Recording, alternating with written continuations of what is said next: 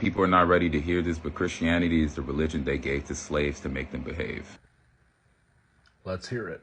We should be praying to the land. We should be praying to our ancestors. We should be praying to ourselves. But they gave us a religion with figures that look like them, so that way we would glorify them and deem them as gods and neglect ourselves. And somehow they found a way to demonize our spiritualities that we have been practicing thousands of years before they had came and indoctrinated us, but they're poisoned. Christianity is poison, and we should not be practicing religions that don't have anything to do with people that look like us. Let's go back to the spiritualities our ancestors were practicing, because that's really what is for us.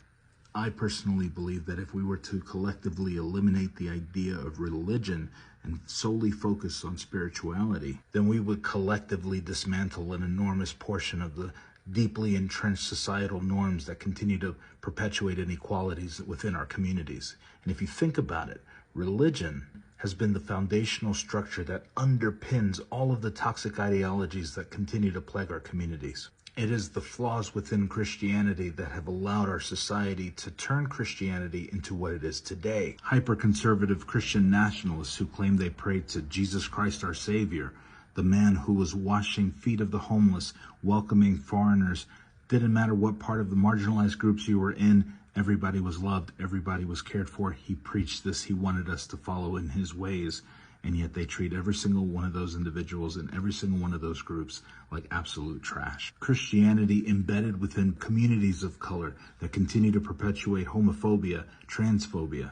Religion has always been a weapon for control. You cannot claim to love something so omnipotent and yet choose to treat the people around you like absolute garbage. It just doesn't work. It doesn't go together. I ran the original video that I stitched through Justice AI, and given the data sets that I've programmed with the collaboration through the theologists that I've worked with, I wanted to see what it came up with.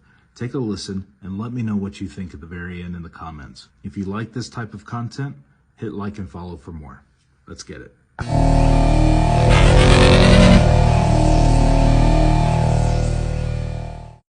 The history of Christianity's role in colonialism, enslavement, and the suppression of indigenous cultures presents a complex legacy that continues to influence contemporary discussions about religion, power, and identity. To navigate this landscape, it's essential to understand the multifaceted ways in which Christianity has been both a tool of oppression and a source of solace and resistance for marginalized communities. This nuanced analysis aims to educate both white people and BIPOC on the realities of this legacy and the path towards reconciliation and empowerment. Religion and historical context of power.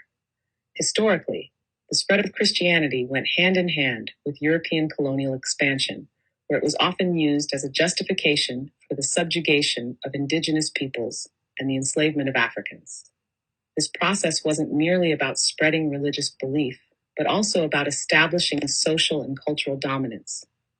Christianity, as introduced by colonizers, functioned as a mechanism to reconfigure indigenous societies according to European values and norms, facilitating easier control and exploitation. Spiritual erasure and colonial strategies. The deliberate suppression of indigenous spiritual practices was a central strategy of colonialism, designed to weaken social cohesion and erase pre-existing cultural identities.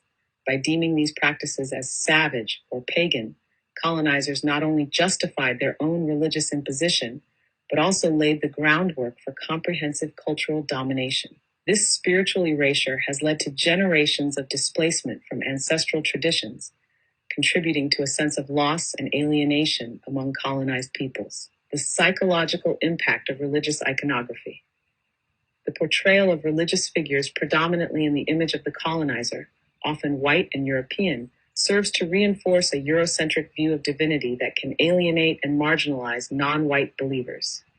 This iconography perpetuates racial hierarchies within the spiritual imagination of communities, impacting how individuals see themselves in relation to the sacred.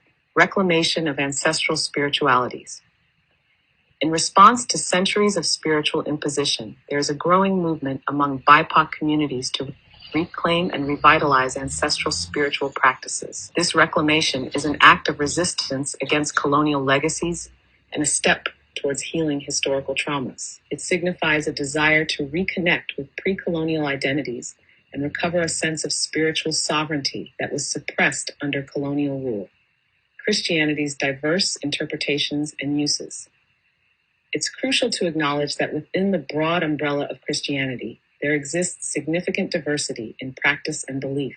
Marginalized groups, including enslaved Africans and their descendants, have historically reinterpreted Christian doctrines in ways that emphasize themes of liberation, justice, and equality. The development of traditions such as the Black Church in the United States highlights how Christianity can be reappropriated as a tool for community solidarity, social justice advocacy, and spiritual liberation. Reflecting on the past, looking forward. Understanding the historical interplay between Christianity, colonialism, and cultural identity involves grappling with uncomfortable truths about oppression and violence. However, it also opens up avenues for acknowledging the resilience of marginalized communities and their capacity for reinterpreting and reclaiming spiritual traditions in empowering ways. Engaging with this complex history is a step towards healing and reconciliation, fostering a more inclusive and equitable spiritual landscape. This analysis underscores the importance of critically examining the legacy of Christianity within the context of colonialism and enslavement, while recognizing the potential for transformation and renewal in spiritual practices. By embracing spiritual diversity and supporting the reclamation of ancestral traditions, communities can move towards a more inclusive and just understanding of faith and spirituality.